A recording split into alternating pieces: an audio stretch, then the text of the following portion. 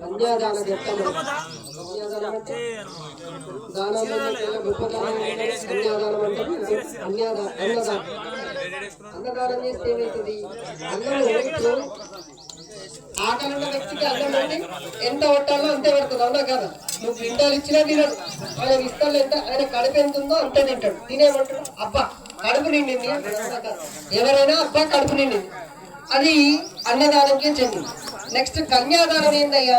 దీనికి అర్థం అంటే కన్యను దానం ఇవ్వడం. ఏ విధంగా అంటే ఇచ్చేవాడు గొప్పడా, తీసుకునేవాడు గొప్పడా?